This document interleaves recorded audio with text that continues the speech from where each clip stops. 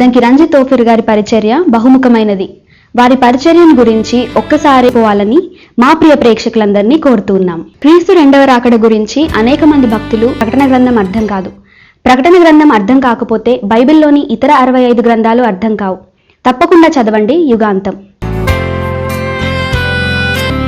దేవుడు త్రియేకుడని మనం ఎందుకు నమ్మాలి, ఎలా నమ్మాలి? ఈ ప్రశ్నలకు పరిశుద్ధాత్మ దేవుడు పంపిన అధికారిక సమాధానం పరిశుద్ధ దేవుని గురించిన జ్ఞానం.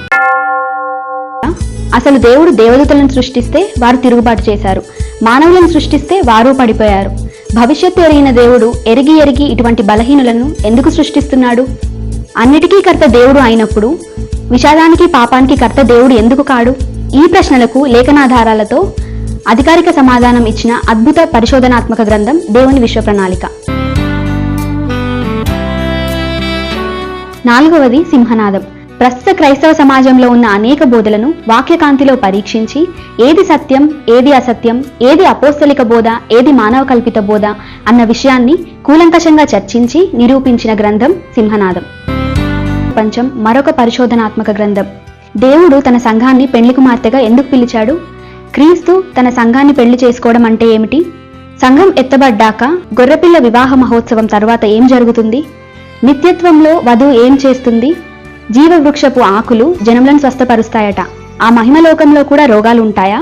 ఈ ప్రశ్నలకు పరిశుద్ధాత్మ దేవుడు పంపిన అధికారిక సమాధానం మహిమ ప్రపంచం.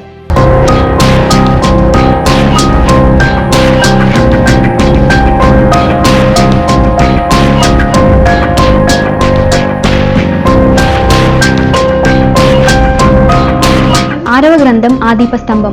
పరిశుద్ధ లేఖనాలలోని ఉపమాన పరిభాషలో క్రొత్త నిబంధన క్రైస్తవ సమాజం ఒక దీపస్తంభంగా అభివర్ణించబడింది, సంబోధించబడింది.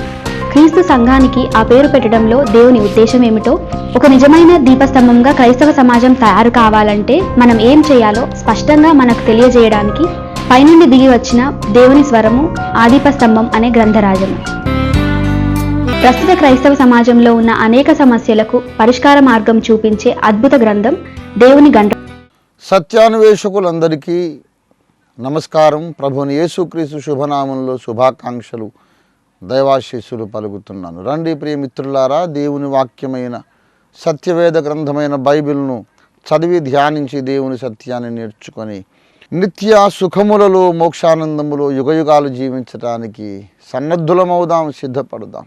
యోహాను సువార్త 6వ అధ్యాయము 29-30 వచనాలు చదువుతున్నాను, చిత్తగించండి. యేసు, ఆయన పంపిన వాని యందు మీరు విశ్వాసముంచుటయే దేవుని క్రియ అని వారితో చెప్పెను.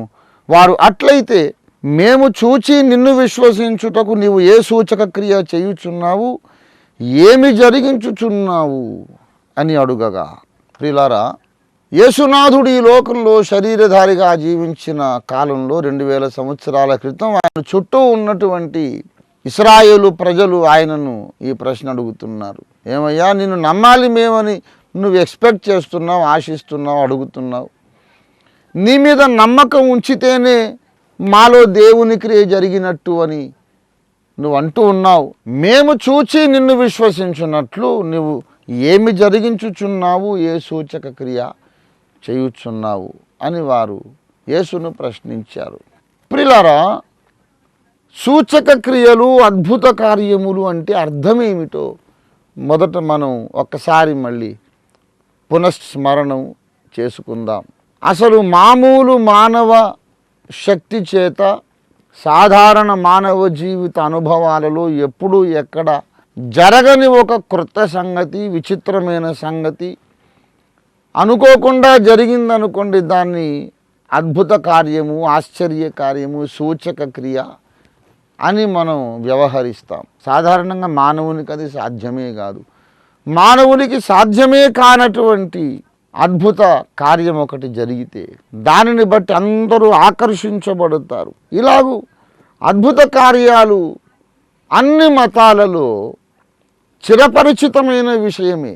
హేతువాదులు, నాస్తికులు ఒప్పుకోరు అనుకోండి, అద్భుతాలు లేవు, ఏమి లేవు, అదంతా కనికట్టు, అదంతా మాయాజాలము, అదంతా ఒక భ్రమ, మోసము, అసలు అద్భుతాలు లేవు, మహత్తులు లేవు, అంతా ఒట్టిదేనని నాస్తికులు, హేతువాదులు ఎప్పుడు సవాలు చేస్తూనే ఉంటారు. ప్రిలారా.